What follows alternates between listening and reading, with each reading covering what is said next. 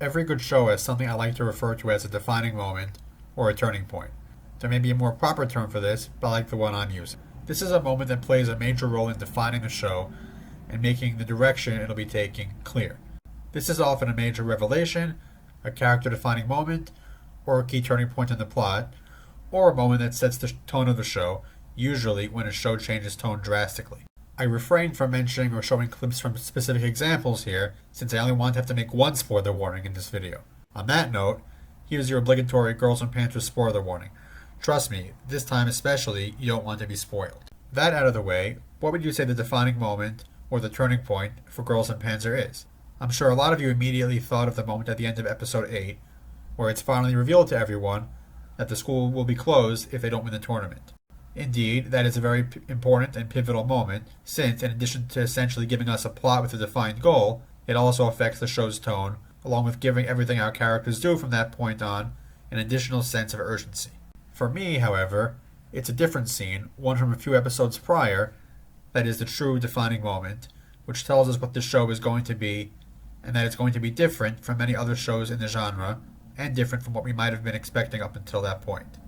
The scene takes place near the end of episode 6, following Orai's stunning upset win over Saunders. They get the proverbial rug pulled out from under them when, as they're still riding high from the victory, Mako gets a phone call informing her that her grandmother, the only family she has left, has collapsed and was rushed to the hospital. She is, understandably, in a bit of shock and desperate to get back, but her grandmother lives in Orai the city, as opposed to the ship, so Mako would have to wait for the ship to leave to only then have the ability to get to her grandma. And, unfortunately, she doesn't get to control when the ship sails. She's desperate enough that she even starts preparing to make an impossible swim to get to her grandma's side. That's when help comes from the unlikeliest of places, the stone-faced Maho Nishizumi. Maho shows up out of nowhere, does something extremely nice to help out her sister's friend, and leaves without saying another word. A real Giga Chad move if I ever saw one. This is extremely significant, cementing something that had been previously hinted at by the show. This isn't your average sports story. In many, if not most, of these types of stories, there are villains, such as the opposing bully team, who don't respect the main characters until at least after the big match at the end, and are consistently shown as antagonistic throughout. Just one episode earlier, when we were introduced to Maho and Erika, they seemed perfectly positioned to be those sorts of characters. That first interaction is straight out of 1,000 other sports shows or movies. Members of the powerful bully team show up to introduce themselves and attack our heroes, with the added dimension here of Maho being Miho's older sister, and Miho having been a key member of their team until recently.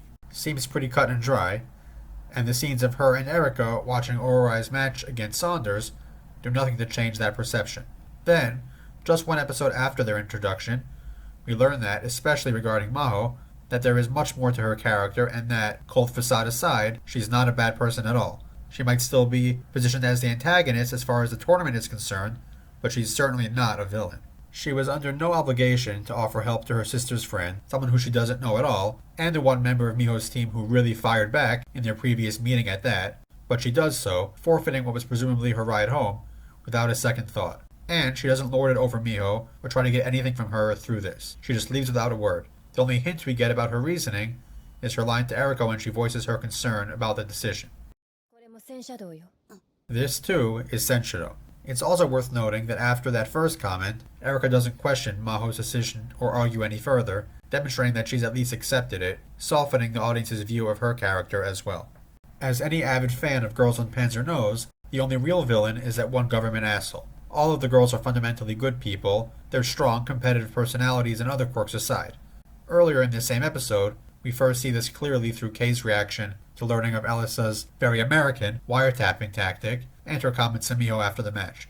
Sportsmanship and cooperation are key facets of both Senshiro and the show itself, whether it's ensuring a fair fight after someone plays dirty or stepping in to help someone in need without a second thought.